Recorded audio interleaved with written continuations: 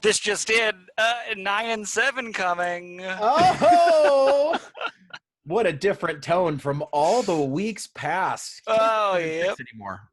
Yeah, not 10. Yeah, can't do 10-6. I said once we're mathematically not allowed to do it, I'll have to change it up. What a breath of fresh air yesterday, huh, Jeff? What a game. What a ride. Holy smokes. I gave up. I was back in. I gave up again. I was back in. You know, it was back and forth. But that's the difference, I think, under this this Darrell Bevell coached football team as opposed to a Matt Patricia coached football team. You got back in it. You That's know, right. like Yeah. when it was over with Patricia, it was just over. You never came back and thought it was going to work out. And yesterday, it's like, I don't know, man. They're swinging.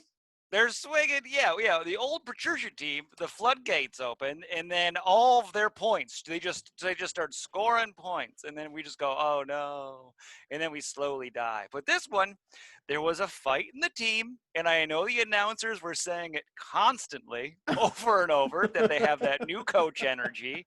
The vibes are good.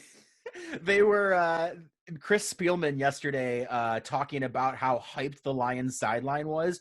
Reminded me of like an SNL Stefan sketch. He kept saying like they got a new coach hype. They're hyped over there.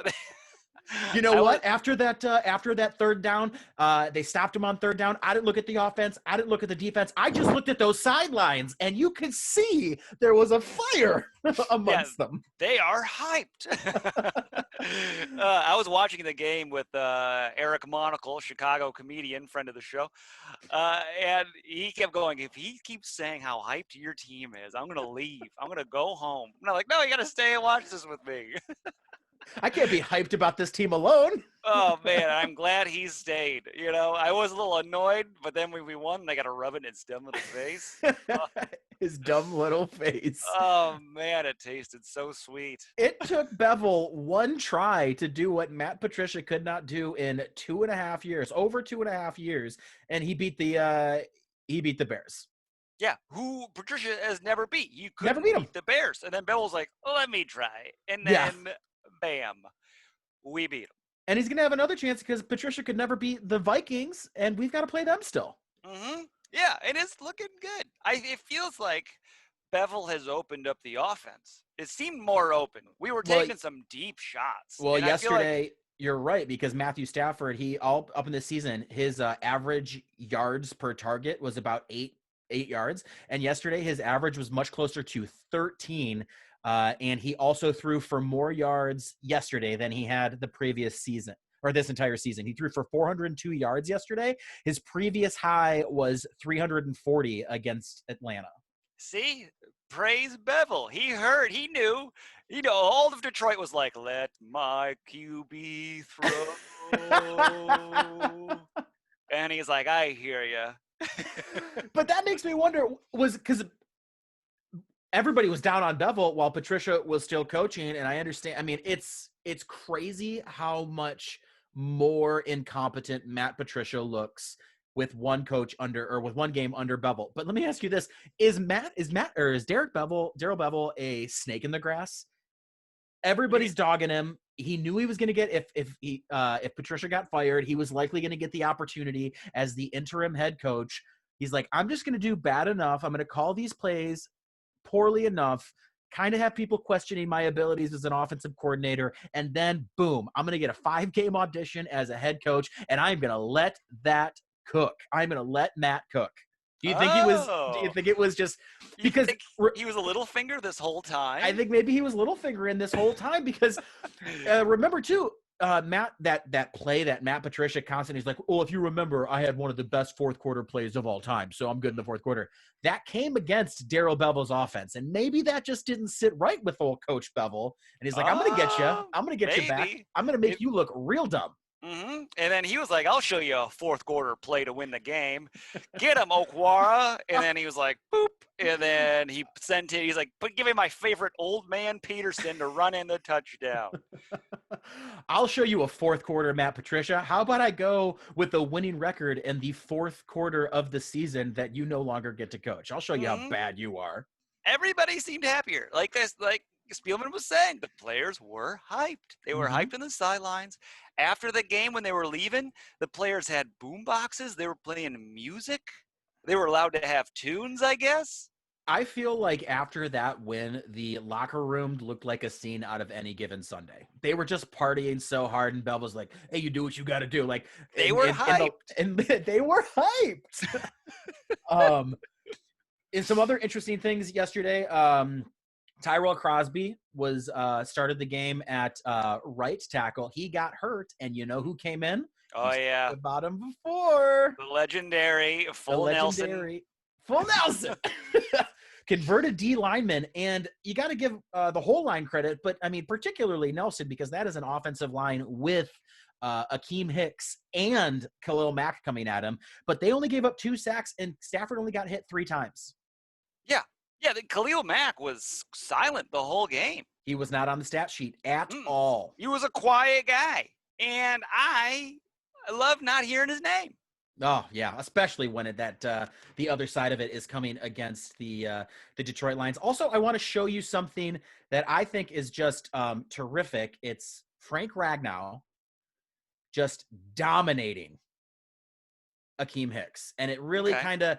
I was going to say that, going forward, we got to worry about our draft pick and everything. I want to win games. I want exciting football. I want to see exciting things from our young players, which I expect to see when Swift come back. Cephas yesterday, that catch was awesome. That was a good catch. TJ Hawkinson, second straight game with over 80 yards, and then this little number against one of the best defensive tackles in the league by our young center, Frank Ragnow. Oh, hey, that's cool. You figured out how to do this, huh? Ready? Mm-hmm. Watch this. Watch this fella right here. Okay, why isn't it playing? All there right. it is. Watch right here. Okay. Hike. He's right there. He hikes. And then, wow, look at you just pushing a man down. Dang. They're just wrestling. They're flat out wrestling. Oh, and he didn't like it. And I thought that was just so encouraging because, again, that is one of the best defensive linemen in the game. Mm-hmm. I mean, like, he says that analysts say that Akeem Hicks is more crucial to the more just as, if not more crucial to the Bears defense as Khalil Mack is.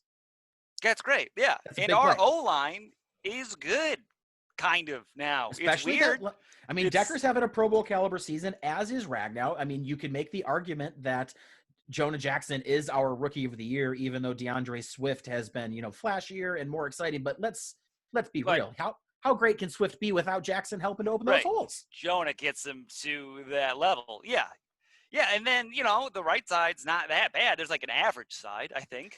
Yeah, I mean, we overpaid for Big V, which is terrible. But, we drafted Tyrell Crosby late when we got him. And, they're showing some confidence putting him in there, letting him do what he's got to do and get his growing pains. Mm-hmm. Yeah, Quinn was always seemed to be bad at picking up free agents. I don't know, he's just bad at it. I don't know, he couldn't figure it out. But his late round picks, he's good in the late round. Yeah. I mean, look at Pinacini. Yeah, I know. Yeah. I like, too, that as the season has gone on, the commentators have gotten very, very specific about calling him Penacini. I don't know if the SEC or whatever what censors TV, but like they got on him. They're like, listen, you can't just keep saying Pinacini out there. You cannot just keep saying penis. I bet it was his parents probably called Fox and like, hey, stop saying it. It's Pinacini, damn it. We're the penises. The Penacini is. We came over. Oh man, the Penacinis, whatever. I think it's Pinacini. It'll always be Pinacini to me. And I love Pinacini. We talked about Jonah Jackson potentially being rookie of the year. You could make an argument that Penacini is. I mean, he's been starting the whole year, and he was a late round pick. I mean, he was like a sixth rounder, a sixth, maybe a fifth, but I think you're right in sixth. Good on him, man. I'm happy with some of. I mean, I just want some encouraging signs for the future because we're not going to have much. We're going into a full rebuild mode, so we need to be excited about some of these young players. Yeah, but there are talks of it being maybe a half rebuild. Tell me what you mean. If like Bevell does, like, say we pull off a 3-2 or a 4-1 going for the rest of the season, or a win out, which I think we will. if something like that happens, then you can then there's been arguments of like, well, we still have Stafford. The O-line is still solid. The offense isn't really missing much. If we franchise Kenny, we still have wide receivers. Well, Then you we just have need to him and Cephas if we Cephas. franchise them. Yeah, if we Those are the only franchise two them. that'll be under contract. Is that it? We won't have Yep. oh yeah, because Marvin Jones. But we could probably keep and hold on to Marvin Jones for a Sure. decent price. The offense isn't that bad. The offense is almost, a few, 2 players short of being complete, maybe. Okay. And then the defense is the only thing you need to retool. Yeah. And even the defense, what do you need? Linebackers, a D tackle. Collins will still be there. And Collins will still be there. You need like 2 linebackers, a D tackle, a D end. Well, Pennicini and Shelton will still both be there too at D tackle. Right. Yeah. And then the DM secondary, definitely. we still have Okudah and Oruwariye are playing well. Okudah And Coleman's he's a still third. under contract. Coleman's still under contract. We're not that. I think we could get away with a half rebuild if we keep Stafford and if we bring in this defensive-minded coach just to fix the defense, and then you can kind of almost leave the offense alone, and then we shouldn't be too far away. So you're not saying that Bevell is going to win this job. I think I would like to see him win. They're saying that the Lions currently have a 4% chance at making the playoffs. However, that is very unlikely because they have one of the toughest remaining schedules in the league. The opponents' combined record, and those opponents are Tampa Bay, Tennessee, Green Bay, and Minnesota. Their combined record is 30-18. But that's not to say we can't get maybe one upset. Yeah, if we win out, then it's like, do you keep Bevell? And if we win out, we'll talk about that when it comes down to it. But I can't get over Robert Saleh. I know you want him real bad, but I want him real bad. If we're going 4-1, we're winning out. I get it. Do you pull? We did this before. Remember with Jim Caldwell? And we're like, well, it's not good enough. Let's bring in this defensive guru. And if that happens again, and we're like, well, we're 9-7, we're 8-8.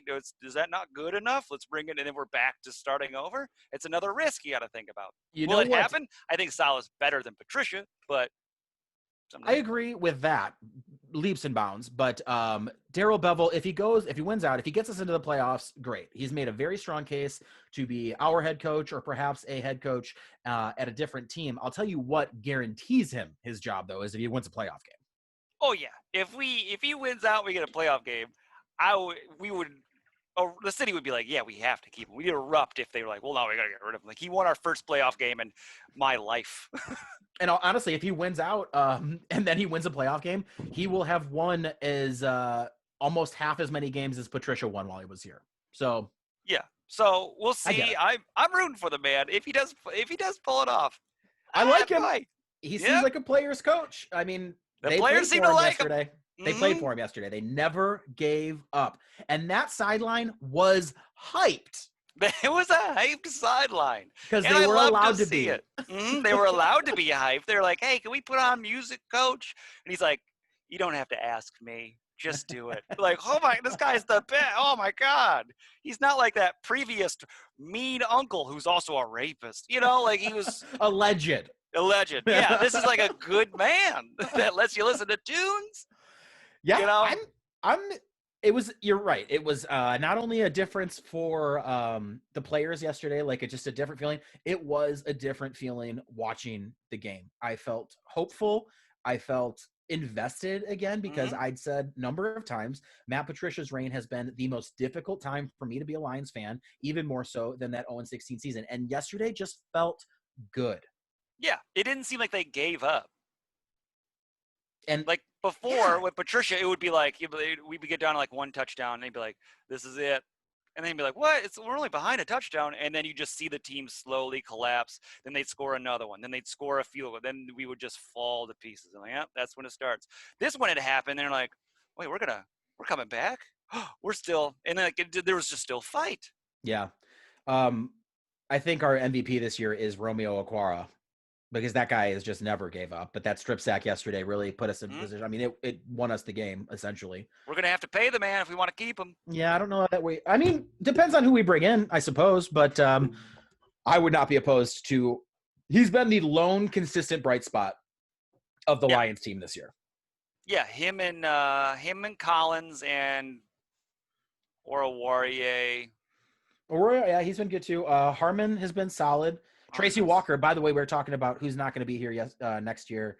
All of our safeties except maybe Will Harris and Jaron Curse are gone. So Harmon's contract is up because we got him in a trade, and Walker's rookie contract is up, which is what they've been saying. Like, well, who do you pay, Galladay or Walker? And based on his play this year, obviously you'd want to go with Galladay. But we do have a lot of holes on the offense. I'm sorry, on the defense next year. But you got to consider too. There's a lot of talk out there about, and I would love to keep him, but we've talked about it a number of times. I want to see him win. Do you trade Matthew Stafford this year? I mean, you could still get a first round pick for him, but we're not going to get, wherever we end up in the draft, we're not going to get one of the top quarterbacks. So what do you do? Yeah, if we're not in the top 10 to get the quarterback, I say you hold on to him. I agree. You hold on to him. Maybe you find a QB in the second round and you have him sit behind Stafford for 2 years. I'm with you there. Unless, and this is, I mean, this would never happen, but it's just something that flickered in my brain, gave me a little bit of hope. Would you trade if we had like a, let's say at 5 through 10, we'll call it just for averages, we'll call it a number 7 pick. Okay. Would you trade Matthew Stafford and our number 7 pick to get the number 1 pick and go after Trevor Lawrence? Ooh, interesting question. I mean, you have to ask yourself the same question, but as a number 2 pick and Justin Fields. 2 separate questions. If they're the same answer, please let me know. But I mean, beyond a shadow of a doubt, I would absolutely do it to go get Trevor Lawrence. Justin Fields, I'm not so sold on, but I would still look into it, consider it. Yeah. No. You wouldn't do it, huh? I'm gonna say no. Oh, usually so optimistic and so full of hope and wonder, and you live in these fantasies of 10-6. But Trevor Lawrence is a no-go for you, huh? I say you keep the staff man, and then you just spend that 7th rounder on a defensive player, and you hope, we can do it with him. If we do that, I would love to get that linebacker out of Penn State. Yeah, you can still get a hot defensive guy. But if you also do trade Stafford, my question to you is, you still get a first-round pick. Then all of a sudden, maybe you have a top 10 pick and hypothetically a top 15 pick. 2 firsts. Then you got to bring in kind of like and there are journeyman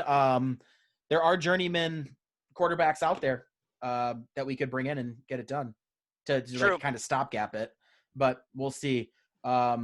We have a guest today who's about to join us, a very, very funny man. He is the co-host of a number of podcasts. One is Pen Pals with Rory Scovel, and the other is Dumb People Down with the Sklar Brothers. He also hosts his own podcast called The Good Night Show. Chicago Bears fan, Chicago native. Ladies and gentlemen, it's Daniel Van Kirk.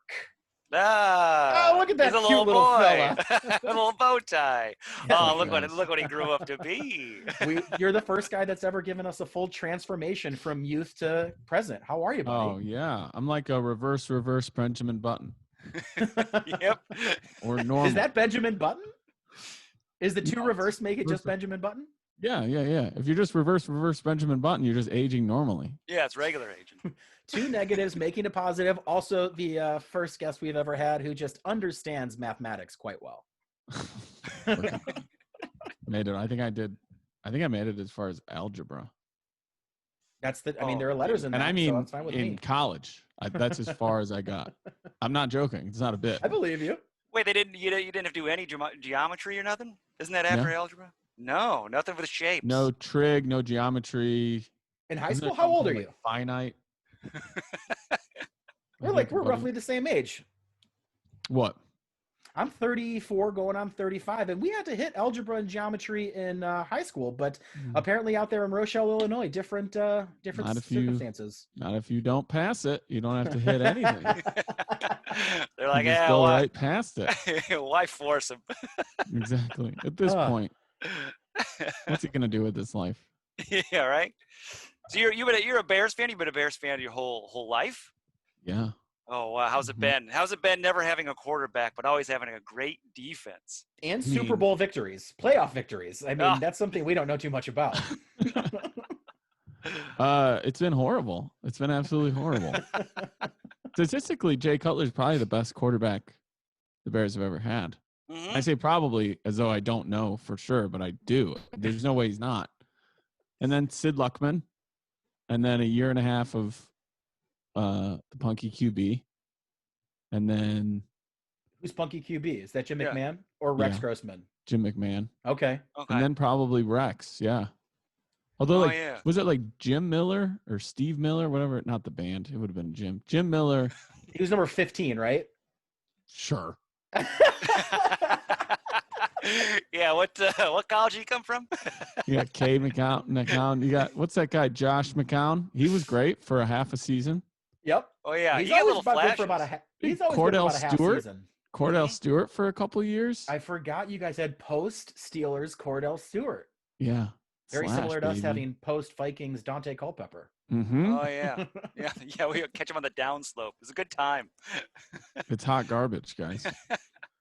See, I used to love Jay Cutler. I thought he was like, because he would smoke cigarettes and he was an asshole. I thought that was fun. Yeah. I always just imagine Jay Cutler as like, you remember that episode of Seinfeld where Kramer got the billboard where he was smoking?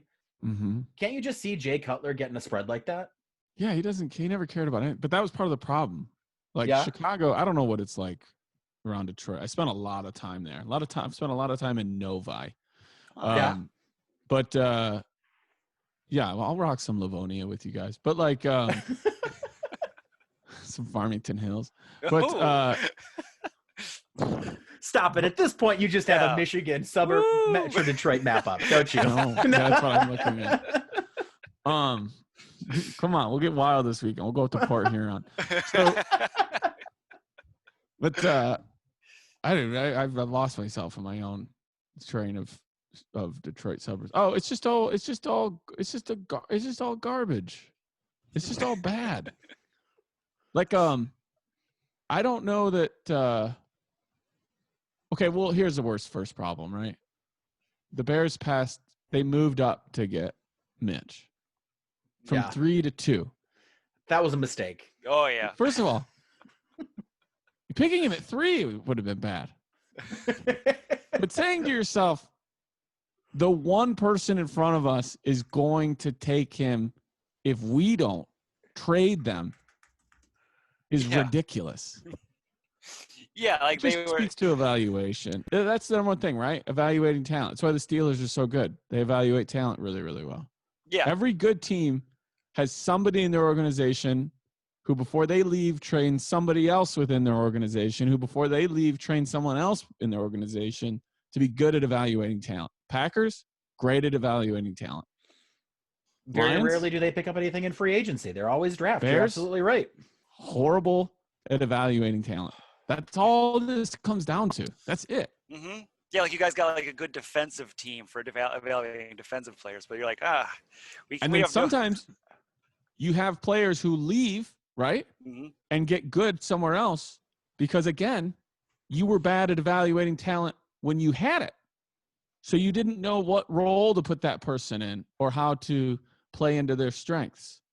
So, like, I guarantee you, the reason you see so many players like wide receivers have these banger years with Brady or banger years with Breeze or banger years with Aaron Rodgers, it's because that quarterback can evaluate talent and knows what that wide receiver routes they need to run to be open.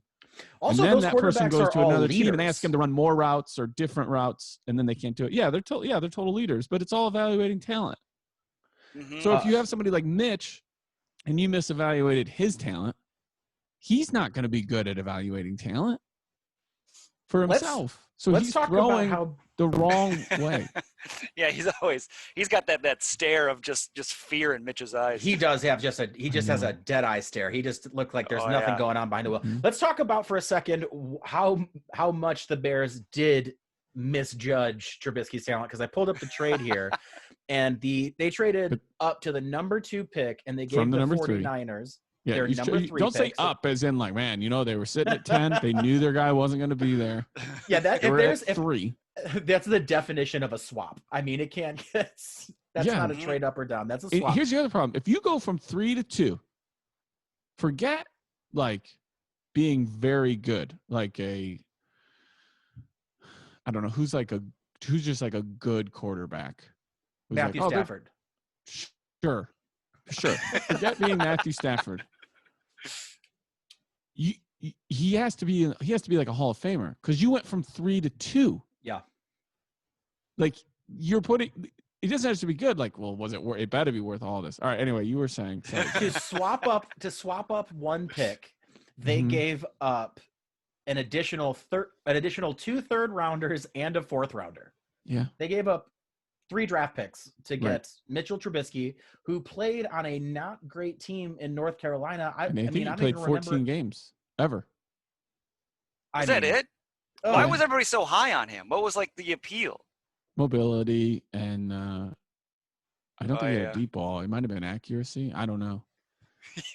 Well, he certainly has. They wanted a mobile guy, and they're like, "What about Deshaun Watson?" I'm like, nah, mobile. Trubisky was taken before Deshaun Watson and Patrick Mahomes, who were both in that draft. Right. Yeah, of course it was. Because what do you mean by mobile? I mean white. Yep. It was Chicago's deep-seated racism. They're like, we want like a north side guy. I don't know how much that is true. I mean, Ryan Pace just saw himself in like he saw his own. He just fell in love with the guy. It happens to like so many GMs and coaches. You just fall in love with the wrong guy. It happens to me. It happened to me on season 6 of The Bachelorette. You fall in love with the wrong guy. Yep. And he tried to move up, and they're like, right. And if I could only Ryan get Pace, those roses much like back. The Bachelorette. Much like The Bachelorette, Ryan Pace, not here to make friends. So it all kind of checks out. Is Ryan Pace still in the front office for the Bears? Yeah. I mean, they've never fired a coach during the season. Well, when Wanstead started 0-7, the Dick Duran stuff, they've never fired a coach middle of the season ever. Yeah, Chicago is livid right now. Everybody they want people they want them to sell the team. Let's think about it, guys. Right? You guys are still Lions fans, right? Oh yeah, we know. Yep. But let's think about this for a second. All that happened yesterday was the law of averages. The Bears were supposed to lose week 1 against the Lions. They didn't. So then they lost yesterday against the Lions. And honestly, it goes both ways for both teams. Like the Lions were supposed to win, and so now they finally did. And they shouldn't have lost that. They should have won both games, but they couldn't. The Bears should have won both games, but they couldn't. So it just bad teams. Like it's just bad. And you look at the Bears, right? The offense actually was fine in their second game against the Lions yesterday when we were. Oh, you guys just torched us on the ground. Right. I mean, but then the defense gives up over 400 yards. The defense gave up like 490 yards. So this too, it's so simple. It's very complicated, but it's simple. It's one of those things where it's like that's hard to do, but easy to explain. So here's the thing. It's just like a triple axle. All you gotta do is jump around a few times and land on one blade. That's it. Now go do that. Right. So yeah, I'll drop figure skating analogies into a podcast. I mean, Bachelor and figure skating. I love it. This is my type of show. Brother. But so this is what happens. This is a team, right? Is everybody working in unison towards the same goal effectively? What happens when you're a bad team? Some days your offense is good, but your defense isn't. Then your defense is good, but your offense is bad. That's why you're a bad team. It's just that simple. That's why you're bad. People are like, well, you can't. Page. Yeah. You turn over the ball. It doesn't matter. Like, if I'm really great at inbounding the ball and you guys are bad at shooting, it doesn't fucking matter how good I am at inbounding the ball. Like, we're just a bad team. Anybody who's listened to this much of this podcast could tell the three of us are a bad team. We're a bad team. That's just all it is. You're a bad team. You're just a bad team. Now, that's what makes it. Intentions are good, but it doesn't change the fact that it's a bad team. For anybody who made bets on how long it would take for me to bring this up, you have now you now get to declare a winner. That's what's so crazy about the 85 Bears, because there it is. They were a bad team, but their talent was so insane that you could literally have the defense operate completely independently of the offense with no like common goal or anything. And they were just so insanely talented. But that's also why they only won one fucking Super Bowl. And that's what it seems.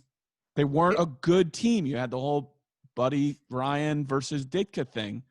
You weren't a good team.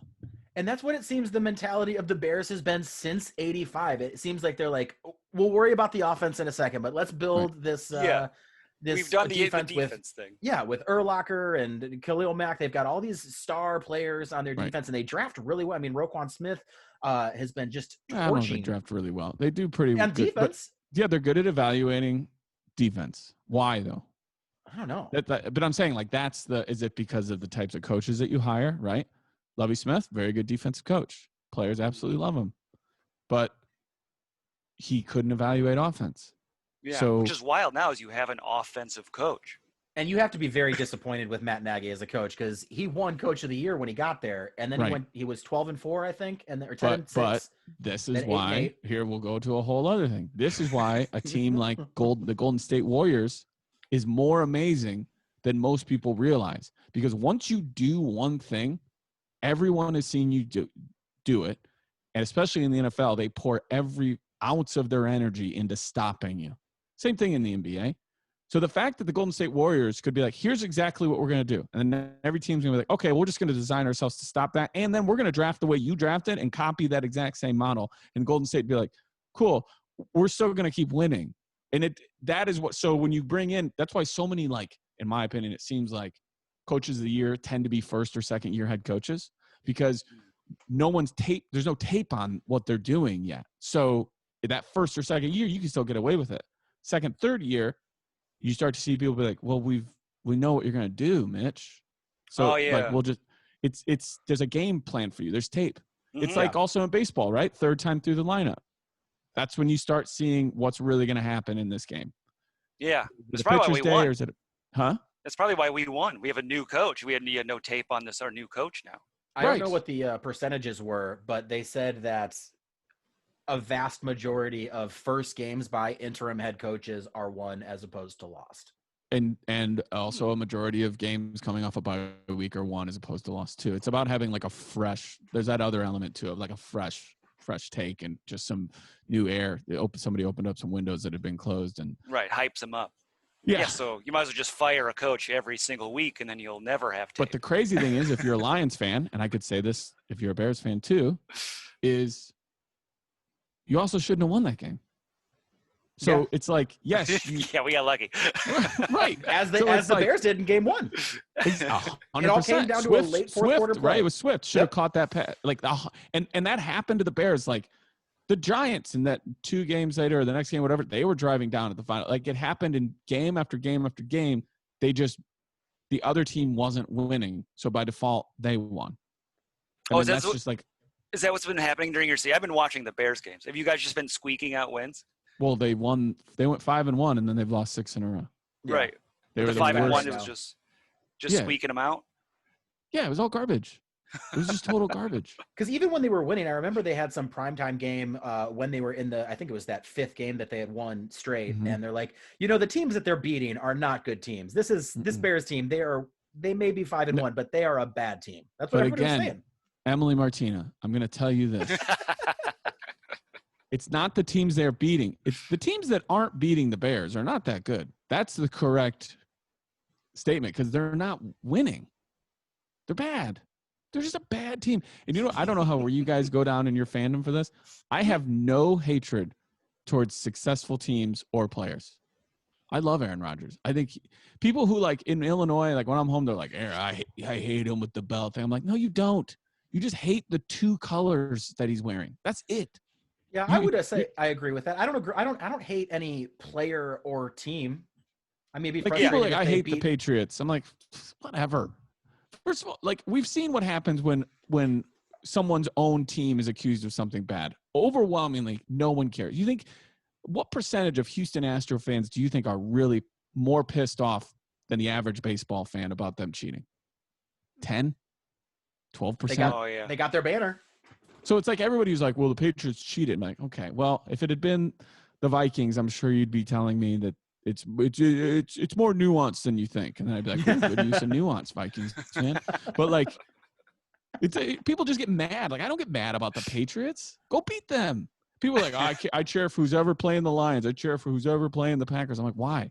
How about they just go to handle their business and you don't lose your games? Yeah, why don't you focus on your team? Anyone who hates any other team, they're just jealous I never that get that into team sports wins. negativity. I don't. I never go down that road. I always tell people, I'm like, you really care that they lost? You really care it's going to make you mad? And people are like, yeah, it pisses me off. I'm like, cool. Watch what happens at the end of the game after they lose. They all go fucking. They don't even high five each other. They high five the other team. They are all smiles after. We've seen the Lions lose so much. They are just like that in the post game. They're like, hey buddy, what's going on? Good to see you. They're smiling ear to ear. Yeah, they're like, hey, we lost. What are you gonna do? I still get paid. Yeah.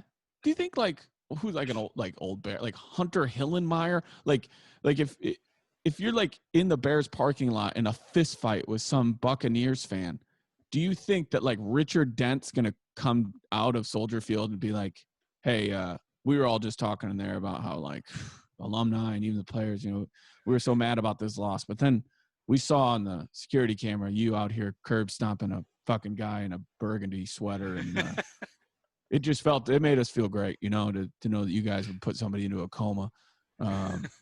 We make millions. Like, we're not going to help you pay your rent or anything, but the fact that you were out here fighting bail. in front of your stepkids, yeah, it's just, you don't know how much that warms. Like, no one gives a shit. Yeah. We know as Lions fans, it's always been like, if anybody is like, oh, I hate the Packers, and every Packers fan is like, yeah, but you just like the Lions. Like, yeah, I know. Like, we can't.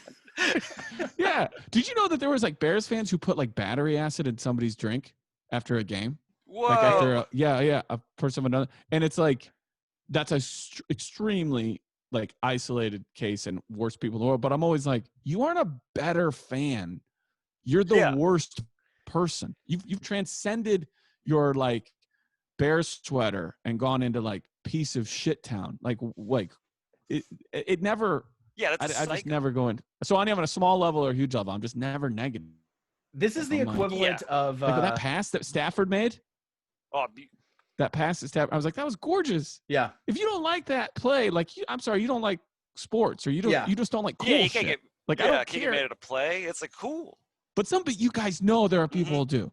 There's like guys who almost graduated college that are so mad right after that happened. Like they threw something. Yeah. They broke a lamp. As a Lions fan and as a Bears fan, you exactly what we're talking about. Oh, I hate the Packers. I hate the Bears. I hate the Vikings. It's like, you're mad at your father, not at me. Like, we're mad at the Lions, not at you. Yeah, mad at the Lions, if anything. They are letting us down, and we can't process it. Right. Yeah. It's just nice to win. My thing too is like, if they lose, like when the Bears lost, I was like, wow, that was spectacular. That was like 2 touchdowns in 41 seconds or something like that. And I was like, it was exciting. That's insane. But then also like, oh, you didn't make me happy today? Okay, I'm on to something else. Like I only allow my fandom of things into my life for positive entertainment. You don't get to come in and like ruin my night. Yeah, you can't let ruin your whole Sunday. Like, I used to, but not anymore. Something I have no control over is going to ruin my night. Right. You know what I wanted to say? This is kind of not off topic, but onto another thing. I feel like ever since Calvin Johnson, the Lions have been very good, though, at identifying like number 2 and number 3 wide receivers. Absolutely. Like going out, was it Marvin Jones? Yep. He's been crushing. When they got him, I was like, great call. Mohamed Sanu, like great, like very good at getting these guys. And like, and when Matt Stafford is rolling, those guys can look like number 1s. Well, Matt Stafford has been he's played the best football of his career after Calvin Johnson got retired, or after he got hurt. Because why you think because he just wasn't trying to force it to him all the time? He was exactly. He was looking around. He was going through his progressions, and he was making throws that Matthew Stafford was capable of throwing. Calvin Johnson, while one of the best wide receivers in our generation, was the biggest detriment to Matthew Stafford's career, in my opinion. Mm-hmm. Yeah, I think that's stare him down. I don't know how big of hockey fans you guys are, but this is my theory on the Blues. Like once they lost TJ Oshie and they stopped looking at him on the ice all the time to win them a game, they kind of, and again, they added a couple pieces, but they kind of like found it themselves. Like, okay, we just got to, everyone needs to be trying to do this. We can't just look over at Calvin. We can't just look over at TJ Oshie.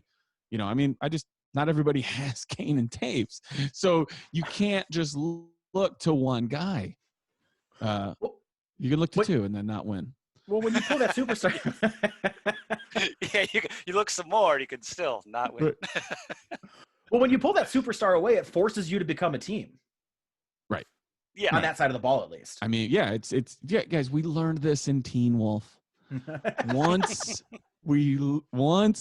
he can't turn into a wolf, we need to find out that it's been inside of us all along. It's a team sport and everybody has their part.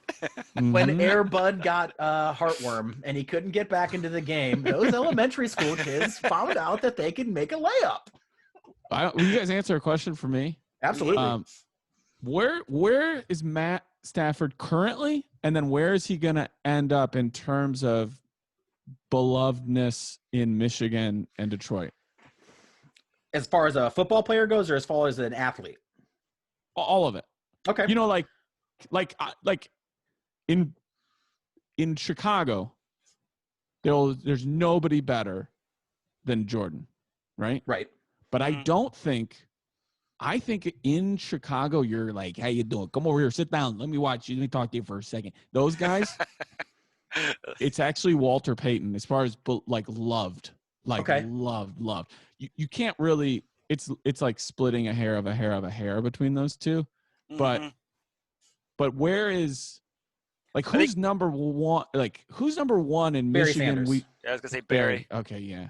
Yeah, Barry's our guy. Stafford I think beyond the shadow of be. a doubt, Barry Sanders for sure. Because he's your last dance. Like what could have been? Like what could have? Yeah, and I think Stafford's top 5 though.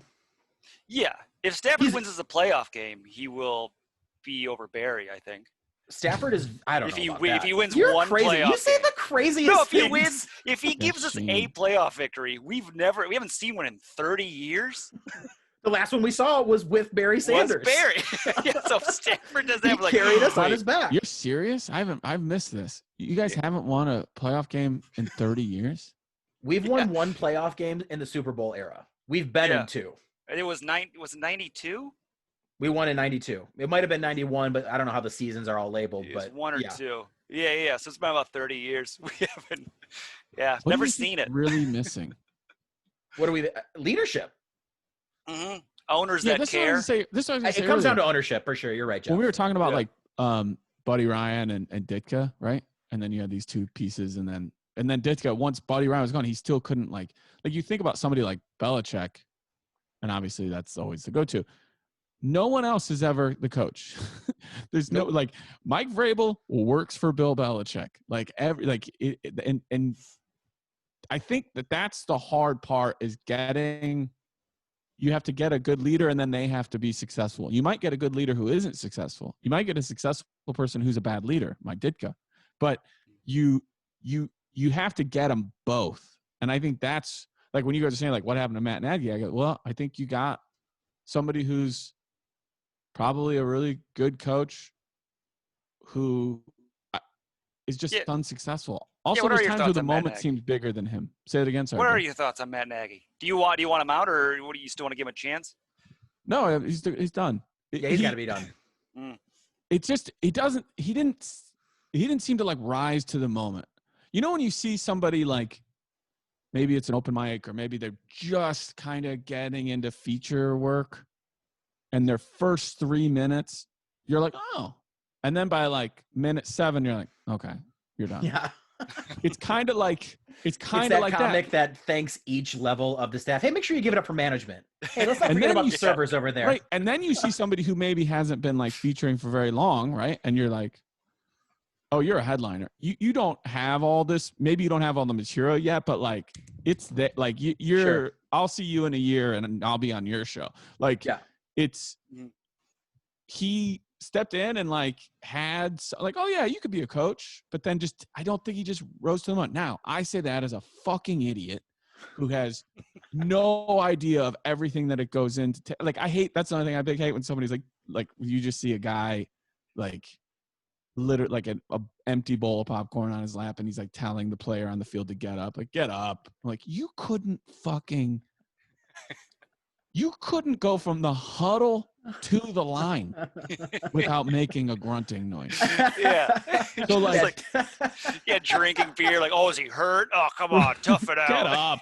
Get the I do fuck like to up. imagine that like there's a center out there who's getting up there in age, and every time he goes down to snap the ball, he does make the dad groan. He's like, You guys, I've been trying to sell this show for years called Walk It Off with Daniel Van Kirk, where I do the most mundane sports things at a professional level. Like, do either one of you think you could even connect with a 94 mile per hour fastball? not on purpose. Even, Yeah, like, but first of all, hold it. how would you feel standing in the box? I wouldn't. That's the thing. I would be down as he released the ball. That is so fast. So fast. So that's my point. Is like, even if you had to slide into second, knowing that a ball is being thrown somewhere around 70 miles per hour into the same point you're putting your body, you'd be like, fuck, like the whole time, right? Like, I would be worried. I would be a little easier to do the slide than that pitch, because I'll just juice my car sometimes when I'm driving. 94 miles an hour, I cannot get over It's how too fast scary. that is. Yeah. And there are pitchers in the league that go 106 miles an hour that fast. like, what if they no just control. told you all you have to do is line up across from like the lower end of the defensive like linemen in the league. Oh yeah, I can get a sack. No, you have to stop them for 2 seconds. That's You all got to play do is 2 offensive seconds. line. Oh Yes. no. I am chop blocking immediately. Yeah. I am on my knees like, ah! Yeah, and you'll hit nothing. They'll move. And so my point is like, is this the way I feel about Matt Nagy? Yes, I feel as though he didn't rise to the occasion. But do I have any fucking comprehension of what goes into every single thing he has to do? No. Oh yeah. But yeah, could you be a leader of men? But it's very easy to. You don't have to be a mechanic to say a car's broken. Right. So like, excuse me, but like I can look at it and go, well, this ain't working. Well, how would you fix it? That's not my fucking job. Yeah. I'm just telling you it's not working. What, you want me to go on Google and tell you what I found? How annoying would that be for you? Who spent your entire life trying to figure out this? Right. How to find a coach. Google. Yeah, just Google. Let's see here. Honestly, I think Right. that's what the Lions organization has done over the past few years. We hit our last 5 have been terrible. We hit on Jim Caldwell, who's been our third or fourth best of all time, and then we got rid of him because he made the playoffs 2 years. We got rid of him. That wasn't good enough. Because you thought they go were get on Matt the Patricia. yeah, they thought they were on the prepuces. Yeah, they're like, bring in this guy, and they're like, he raped somebody, and they're like, forget about it, bring him in anyways.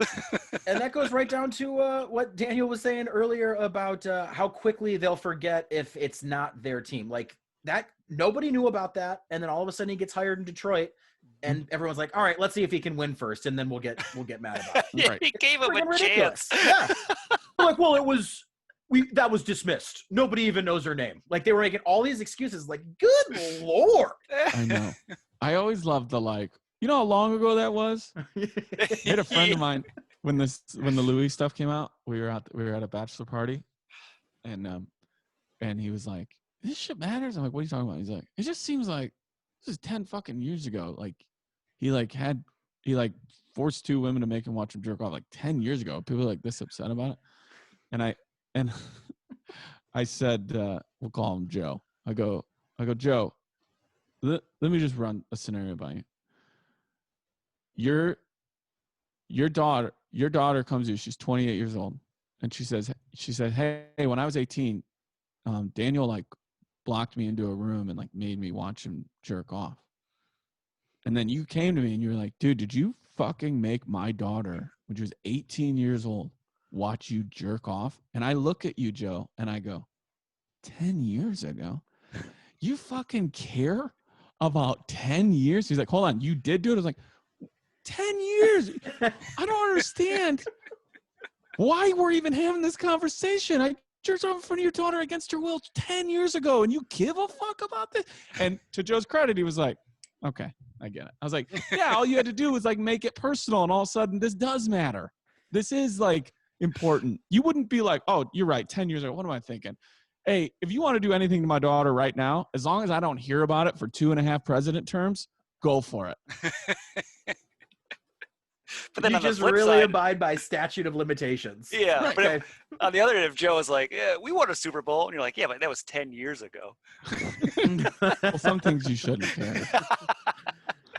Just live life by Janet Jackson's mentality of what have you done for me lately? Mm-hmm. Also, I just want to make sure everybody's aware Jeff Scheen is the one who equated Super Bowl victories to sexual assault, himself or Emily Martina.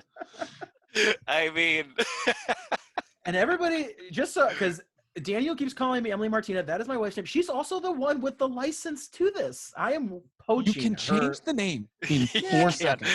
She had a big meeting the other day, and I was like, I'm not going to do this to her. Do you think that he just accidentally signed up as New York Jeffrey and he's unable to change it, and that's just what it's going to be for the rest of his Zoom life? Yeah, Based on some of the predictions he's made about the Lions in this podcast, yes, I do. I think he's New York Jeffrey forever. What do you guys have? 4 wins? We are at 5 now. We are at 5 wins now, 5 and 7.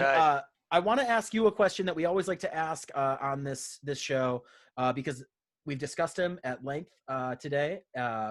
Jeff and I are both very big fans of him, and we want him to win. How would you feel about your team giving up a first-round pick for Matthew Stafford? How would you feel with Matthew Stafford as your quarterback? 2 separate questions, I understand.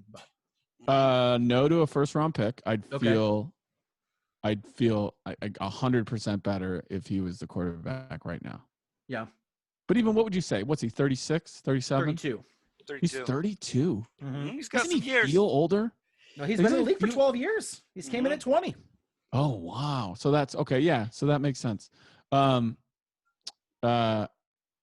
So you're probably going to get 5 more years out of him. Mm-hmm. And he's got 3 on his contract, which is a hefty one. Mm-hmm. I think I'd go a 2nd and a 4th rounder. Okay. But I wouldn't go a first. That's fair.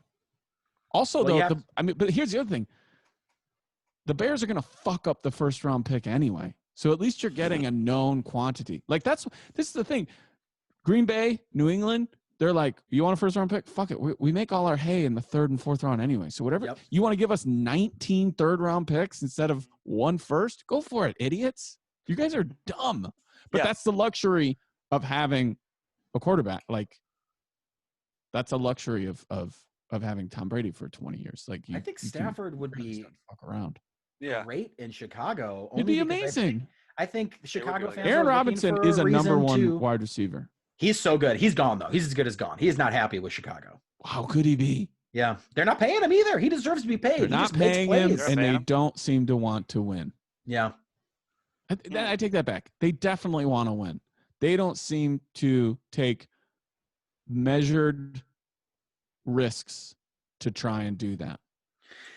Chicago Bears and the Detroit Lions are a lot like my wife likes to shop. She wants to get the big ticket items at like Macy's or Nordstrom's, but she's not going to pay for them unless she goes to Marshall's or TJ Maxx. You want to get that bargain, and that's what it seems like both teams are trying to do. Yeah. Yeah. And you'll get it. Every once in a while, you will get it. You'll be like, holy shit, we got Khalil Mack. Yep. But on average, you're gonna get bad quality on average. Yeah, they're both, I think, cheap teams. And just then everybody pay for the quality. Just pay for what you know is going to work. So there's a rumor going around that they're going to bring in Peyton Manning.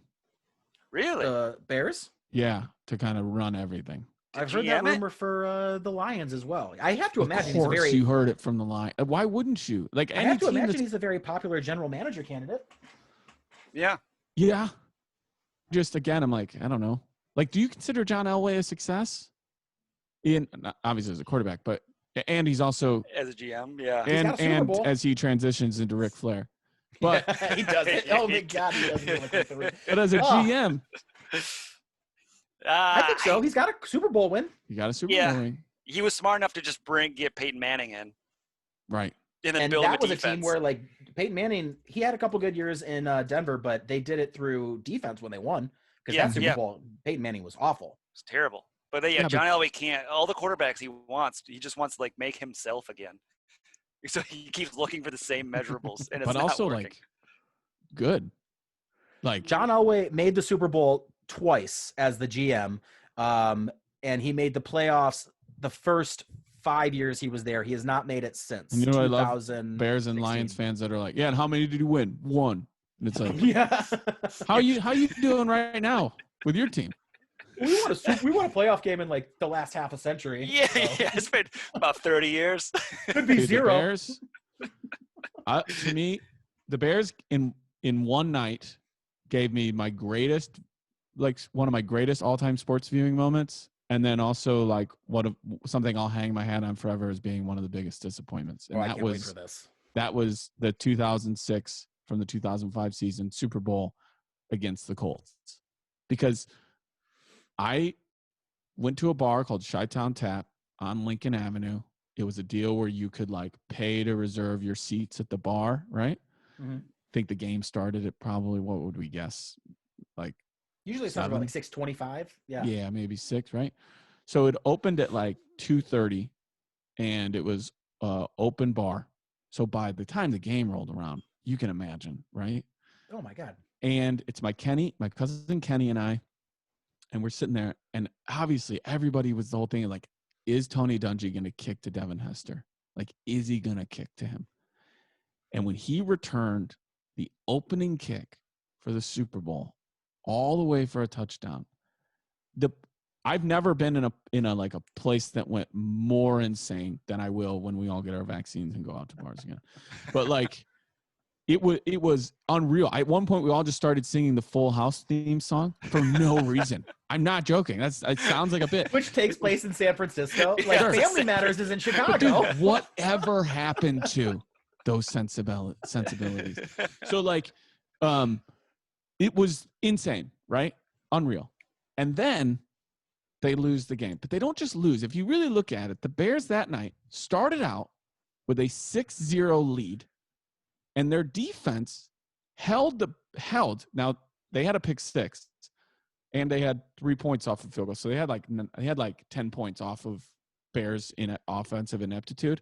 But outside of what the offense did, the Bears defense held the Colts to 19 points. You started out 6-0.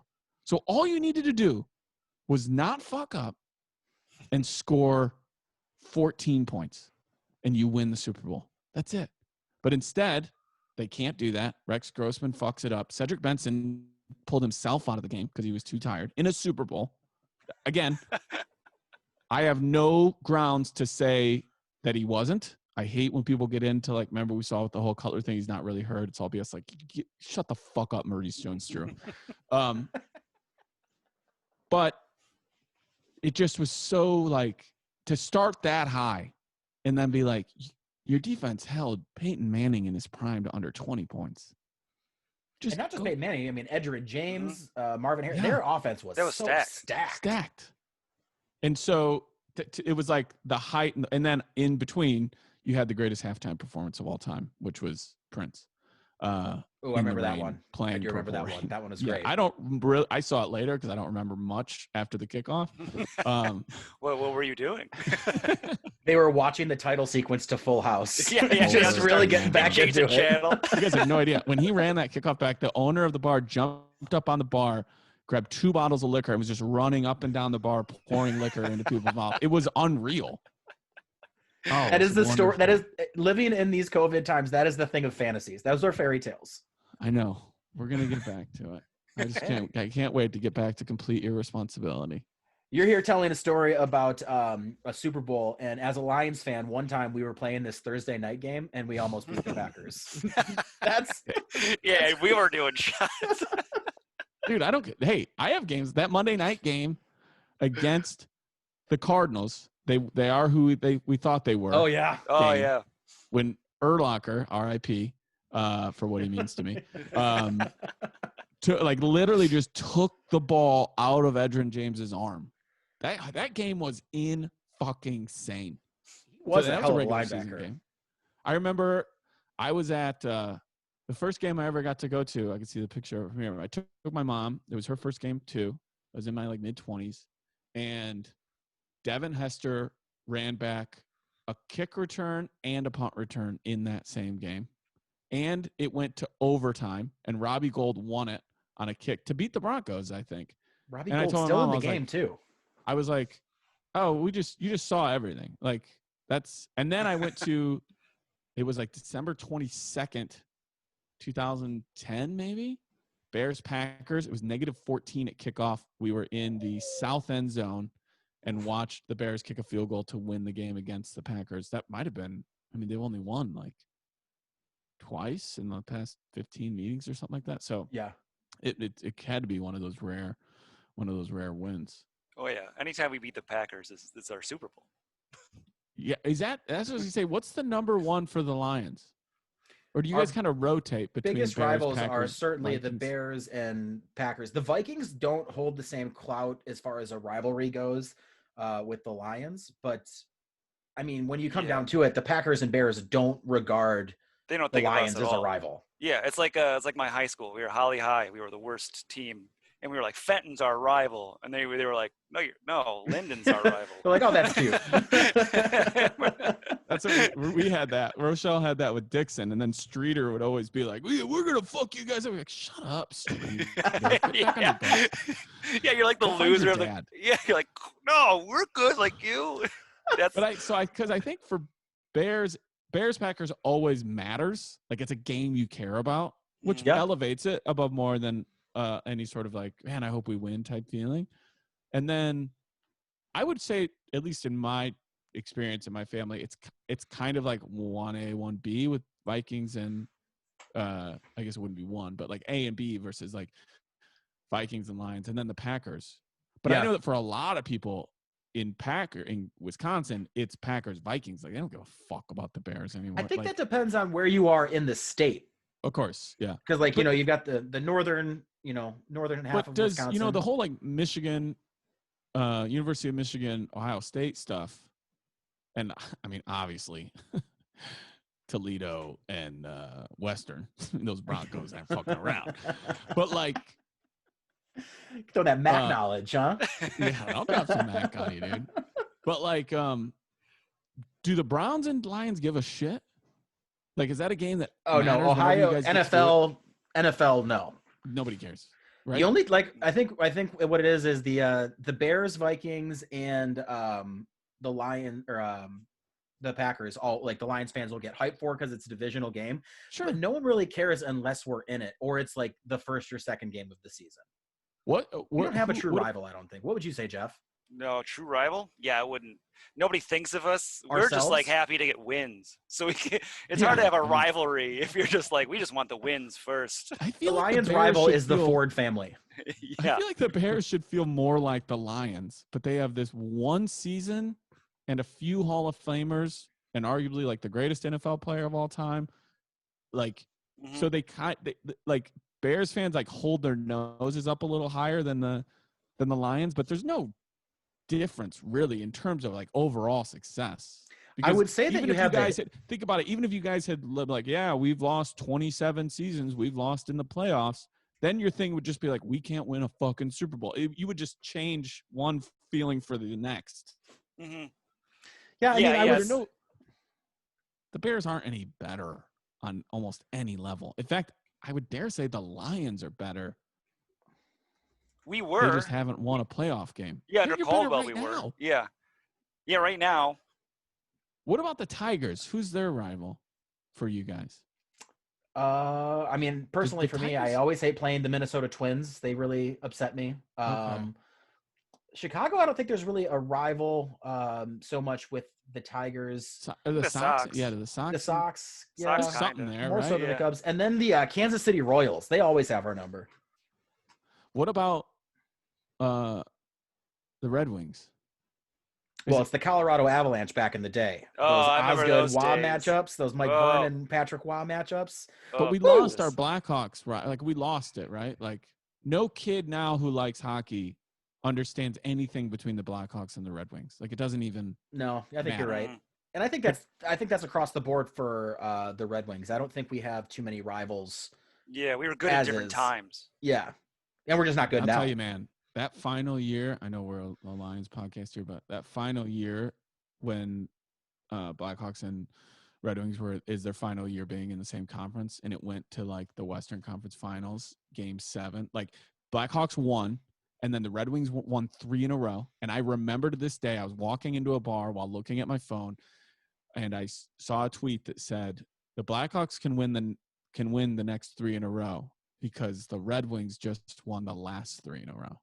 And in that final game, I was on a flight to Chicago on a Southwest flight. It went to overtime, and the Blackhawks won and then went on to win the Cup. But I was like, well, this is how this has to end. Western Conference Finals or Eastern, whatever it would have been at that point. It was Western back in the day, yeah. Yeah.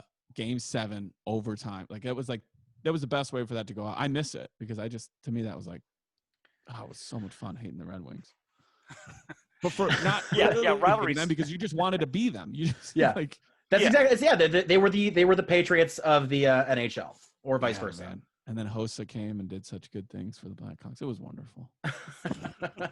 I will say that NHL. I'm not a huge fan of hockey, but playoff hockey gets me pretty hyped. Oh, it's a heart attack every. Yeah, playoff hockey is pretty great. Yeah. Yeah, I would do playoff hockey. Yeah, because that was back in the Colorado days.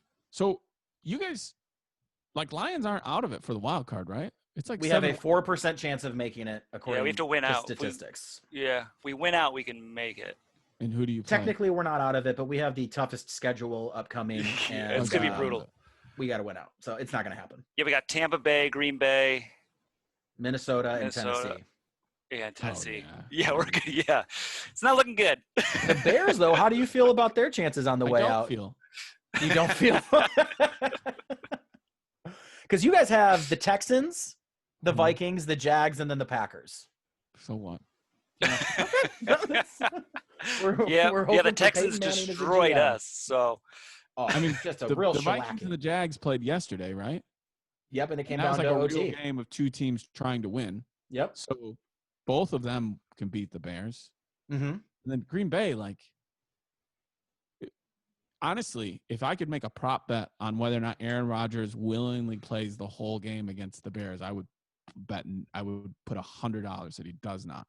Yeah, I don't even think he plays that game because that's the final game of the season, and they are so in position to win the bye. Why would you? Because he's Aaron Rodgers. He doesn't.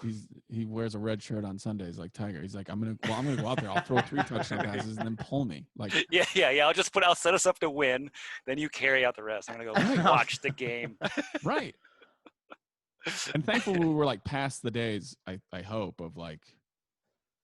Full disclosure, I should have said. So I spent like 3 seasons at the NFL Network doing like on-air stuff, and okay, that just like completely disenfranchised me to the league in a lot of ways. To be honest with you, it's hard for me to watch. No, this is gonna sound like a brag, but you need the context. Also, it's a major brag. So every Sunday, I would watch like the last half of the early games with Kurt Warner, Dion, Reggie Bush. Basically their whole like lineup, right? Right. Famed Lions running back Reggie Bush. Yeah. Will Blackman. Man, who else? But anyway, I remember one day I asked them. We're all in like the lounge area watching the games, and I'm like, "Dion, you want your kids to play in the NFL?" And he's like, "Hell no." And I go, "What?" And he was like, "Yeah, I don't want my kids playing at all." I go, "You don't?" And he's like, "No, we're rich. I played football because I was poor. My kids are rich. We don't have to play football." And to the man, all of them, Mariucci, they were all like, "No, I don't want my kids playing." And then when I found out that like the NFL, says, "Oh, we're trying to get away from these big hits like CTE and all this stuff," we made the jokes earlier about the Louis stuff. Like if you can make it personal, all of a sudden you have a whole different feeling. So I'm like talking to these guys who are like, "Dude, I'll walk into a room and I have no fucking clue what I was going to say to my wife or why I'm in that room." And the league knew that those guys were getting brain trauma since like the late 60s, early 70s, and just didn't want to tell anybody. They didn't want to tell them, and they didn't want to have to pay for it. So when they say like, "Oh, we're getting away from all these big hits," and then you find out that, as you guys might know, just because of what we do with our lives, like if you put something up on YouTube and has a copyright by somebody else, and it garners enough views to get ads, YouTube will directly take that money, redirect it just to the person who owns it. So they get that. So basically, if you put like craziest knockouts, dudes almost died, NFL hits volume 6, and it gets like 4 million views and generates $5,000 a month or 20,000, whatever that would be. The NFL still makes all that money, and they don't ask them to take it down because they're still allowing that. Like, was it 2 Bears games ago when that one player for the Bears, it was that prime time game, I think, like walked up and just started punching that other guy in the head. And like, so that happened in like the second quarter, end of the third, maybe beginning of fourth. They did one of those like in-game packages where they play like highlights from earlier in the game. And they played that. They played the guy going up and punching the dude in the head. I'm like, that's not even during the game. I mean, like, there was no gameplay happening there. Why are you promoting this? Like, is it a highlight or a low light? Yeah. So those UFC ratings are through the roof. We should probably try and emulate it the best that we can. So it's on some levels, it's gotten very hard for me. Like, I had huge talks. Like, there's a whole theory about the NFL where they basically need to go to like no helmets and no shoulder pads. They would go to whatever the most technologically current version of the old leatherhead helmet would be, just to kind of protect their ears and any sort of light trauma. And if they did that, you would instantly see concussion rates drop. You would see the guys just instinctively change the way they tackle and run and everything because they don't. It's this false like sense. Like, look what happens. Like, Zach, if you scored a touchdown right now and we watch the highlight of 20 seconds after you scored, more often than not, it's going to be the other players on your team running up and hitting you in the head, which isn't going to give you a concussion, but it shows you the mindset of, if you didn't have that helmet on, would I fucking hit you in the head? Probably, but it has only because we're close. Right. But it has to do with just like, that's just how little consideration is given to the head. And then it's like if a hillbilly puts a roll cage on their car. Yeah, all of a sudden they're like, I'm gonna screw this caution sign. Yeah. So, and the other crazy thing is, and this is what some of the former players at NFL Network told me, they're like, if the players were smart and the players union gave a shit, they would be lobbying the hardest for no helmets, because everyone's personal appearance and endorsement fees would go through the roof because you'd see everybody. Mm-hmm. So, because in some smaller cities, Detroit might be one of them. It's not that small of a city, but they deal with a thing at the bars and nightclubs. If you ever talk to industry people there, it's called helmet syndrome, where someone who isn't a lineman, doesn't look like a giant, they come in and they tend to have a lot of problems with NFL players in other cities because they would need everyone to know they're an NFL player, and you wouldn't know that by looking at them. And they wear a helmet every Sunday, so no one recognizes them. Mm-hmm. And this... So they're just constantly asking, don't you know who I am? Yes. Yeah. With money and problems. Yes. Yeah. So there was that the news anchor interviewed Adrian Peterson, like just a regular guy. Oh, yeah. Remember that YouTube video? He's like, I'm Adrian Peterson. Yeah. Yeah. But so their profile would go through the roof as their concussion rates go into the basement. But so it's on some level when you're like, what do you feel like? I have to make plans to watch a game. And you guys, I ran a 16-team fantasy league for 10 years. Too much. I'm still in it, and there's 14 of us now. It's all the guys I grew up with. But I have a hard time, like, once you kind of, like, see that your mom puts fucking Cheese Whiz in the broccoli rice casserole, you can never unknow that. I mean, you still fucking eat it, don't get me wrong.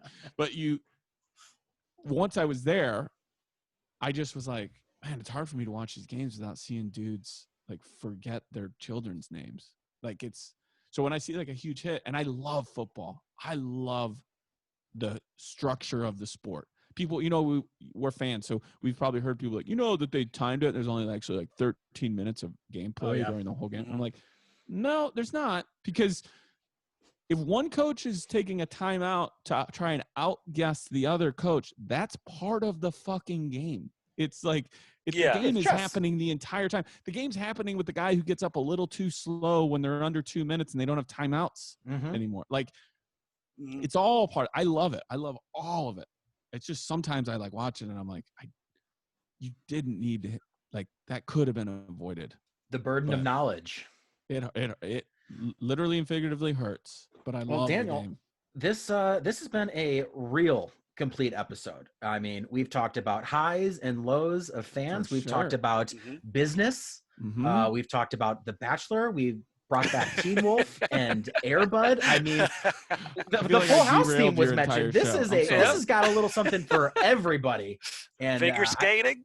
yeah, there was figure skating. Not at all. Triple axle reference. We talked Mhm. hockey. We talked rivalries across the sporting. I'm sorry. Did I world. derail your whole show? No, this has apologize if I been did. this has been It's been terrific. good. One of my faves. Cannot thank you enough for coming on, buddy. Dude, Yeah. anytime. And Yeah, like, thanks if you so guys much. do like a postseason wrap up, I'll I think- join you for that.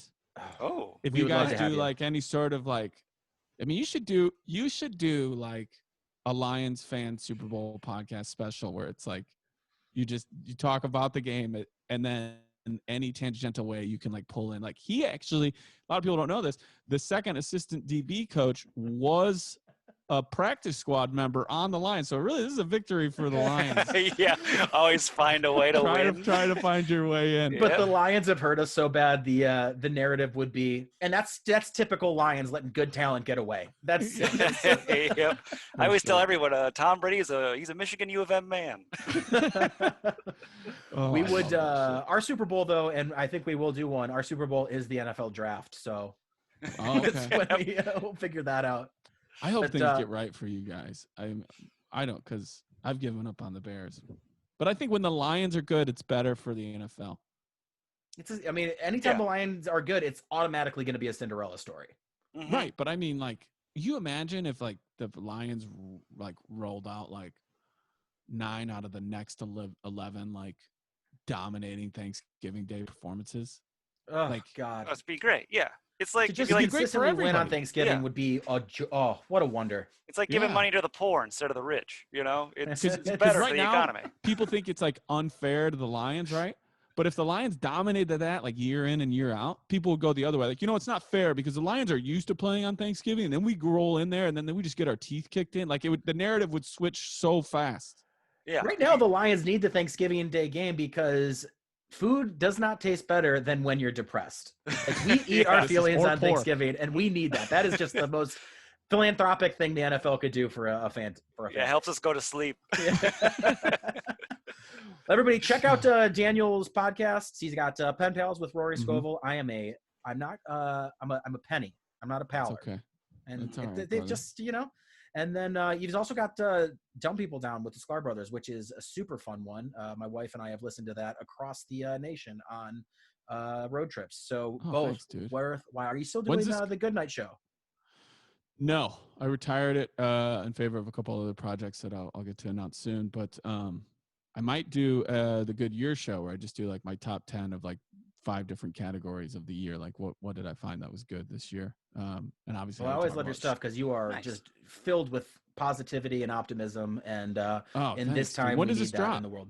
I'm going to put it out tomorrow. It should be up around Oh, really? tomorrow afternoon. Yeah. Okay, cool. Yeah, if people want, this Friday I do the Hub City Movie Club where I watch a movie and then you watch it on your own, but we just get together and talk about it, kind of like a book club. That's this Friday. You can go to Daniel Van Kirk for tickets for that. And then Saturday we have the live Dumb People Town. We've extended the capacity for what, they monitor the room, so they can't have way more people than they can monitor. We've extended that twice, so it's going to sell out. It's Dollop People Town. It's the Dollop and Dumb People Town. I'm excited about that. Cool. Little holiday party with us, and that is on Saturday. And then what else do I have? I do the bingo. I do bingo like every single month where you can play bingo with me. You can win real prizes and money, and we donate money to Big Brothers Big Sisters no kill shelters and food banks across the country. That's on the 30th, so close out the year, and then start the new year with Rory and I on the 2nd for a live Pen Pals, plus a ton of other stuff. But everything is at danielvankirk.com, and you can get merch for all the stuff that I do too at danielvankirk.com. Daniel I'm Van glad Kirk, you you are a pioneer Awesome. and a role model. Yeah. Oh, Thank you. that's sad. Thanks so much, buddy. All right, Yep, thank you I'm guys. Emily Martina.